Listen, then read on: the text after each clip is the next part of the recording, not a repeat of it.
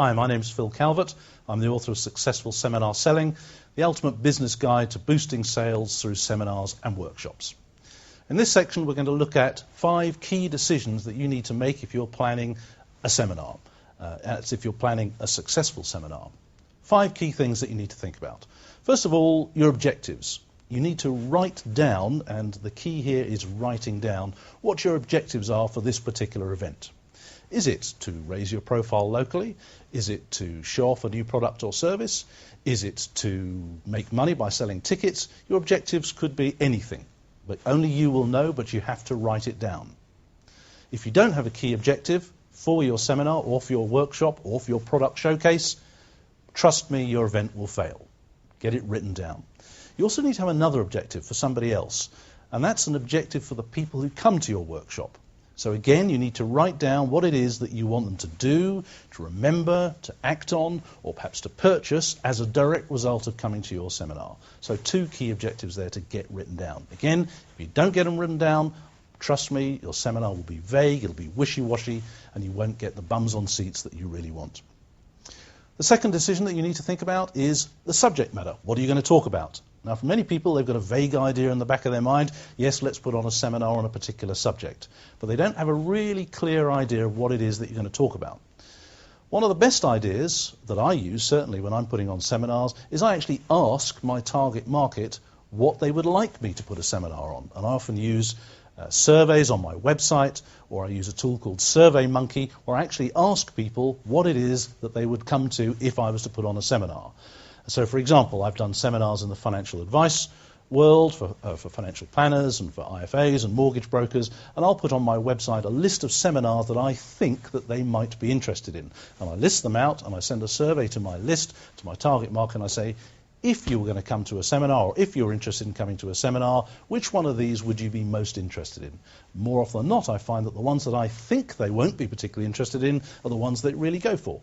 So think very carefully and ask your target market what subjects they would like to come to. We now need to think about who we target to actually come to our seminars. And there are 3 quite distinct groups of people that you want to go for. The first group of people is your existing customers.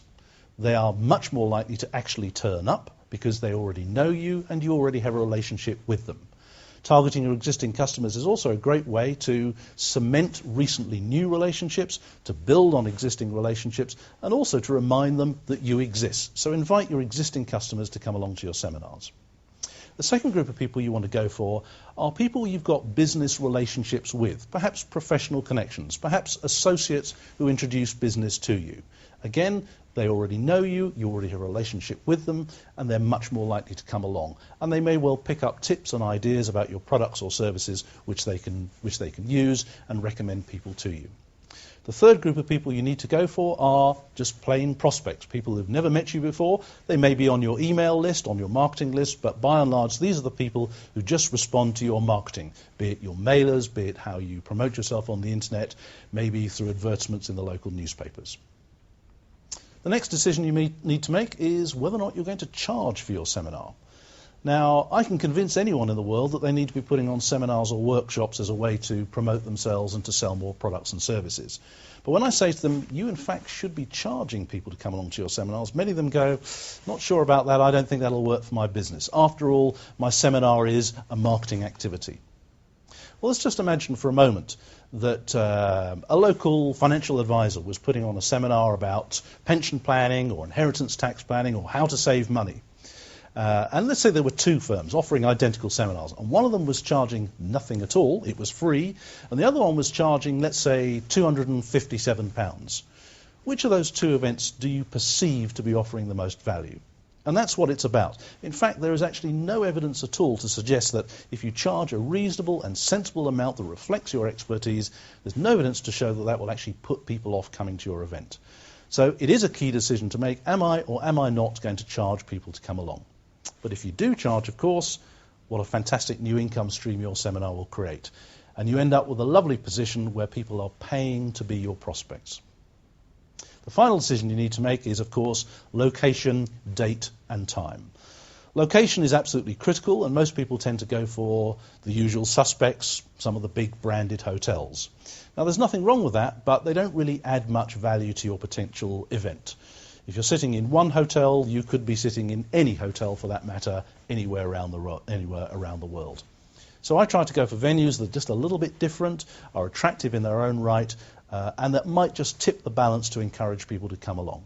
Look for something slightly different, but wherever you go for, make sure, and here's an important tip, that there is natural daylight in your seminar room. The date, obviously, unless you're selling ice creams or cold drinks, avoid August like the plague. Also avoid a week either side of half term. So that's, broadly speaking, 3 weeks several times a year that you need to avoid. A lot of common sense is needed here, but a lot of people tend to put these things down to chance and they go for the date that's most convenient with a local hotel. 5 decisions that you need to make to get a successful seminar off the ground.